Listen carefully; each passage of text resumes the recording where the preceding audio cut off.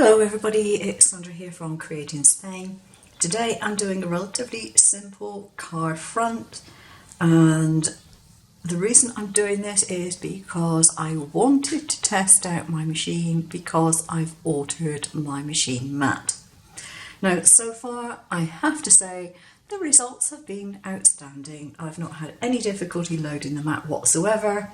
I have not damaged the mat. I have been able, if I wanted to actually decrease the pressure of the auto setting, but I didn't absolutely have to. I just recommend altering the pressure of your auto setting down as far as you can get away with, so minus whatever, simply because it helps your blade last longer. The mat hack that I did yesterday appears to be working just fine. I'm finding it even easier to load the mat because it's not quite as floppy as it was before, and it has definitely stopped that kind of warping that I was getting on the cutting area of the mat. So this is a design that I came up with today. It's pretty simple, but what you need to do when you use this design, and I will link it down below, is to switch things on and off in Canvas, or if you are using another machine, just check what you are cutting when you are cutting. So this first lot that I did, I've got cut lines around here. Obviously you can see these holes all cut out. I have an area set to draw in the middle, to my best friend.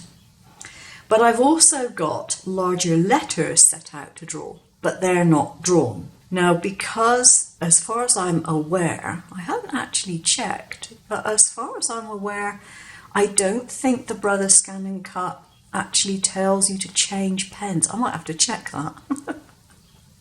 I might have read about it somewhere in the units on Jennifer Brody's Facebook pages, but I don't remember, and generally speaking I don't change pen colours, so I'll have to check that.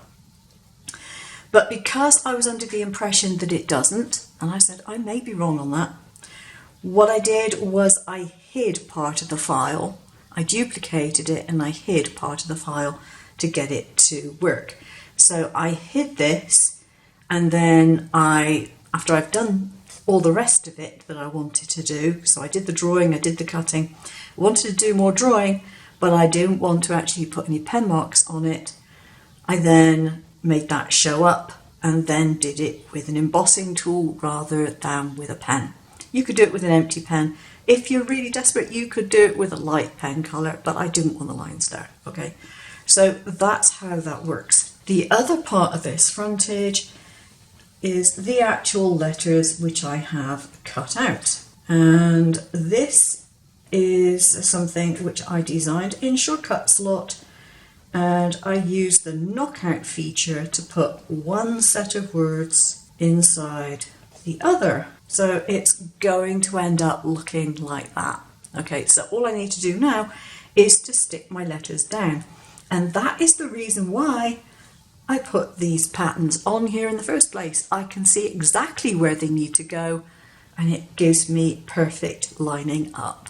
I found some holographic foil which I'd already put onto a piece of acetate to stiffen it. It was just in my stash, so I've cut it down very slightly. It was almost the perfect size, and put it onto the back of my design, and now I have this. That looks really pretty. I have to make a base card for this, and then I'll show you the finished result. This is the finished card. I think that's come out really nicely. It's very simple to make and it's very effective. I just think it looks really nice. It's a great way of using up your various scraps of card because it doesn't take a heck of a lot of the coloured stuff to make it look really good, and you can use up these odd bits of pattern card that are difficult to use. If you happen to have the very nice shiny vinyl or something like that to put underneath, that makes it even better. If you didn't have that, what you could do if you wanted to is fill the holes with glue and add glitter. That would be just as good. Or you could put little gems in. It's up to you. Okay, that's it for today. Thanks for watching, and I'll see you again soon. Take care now.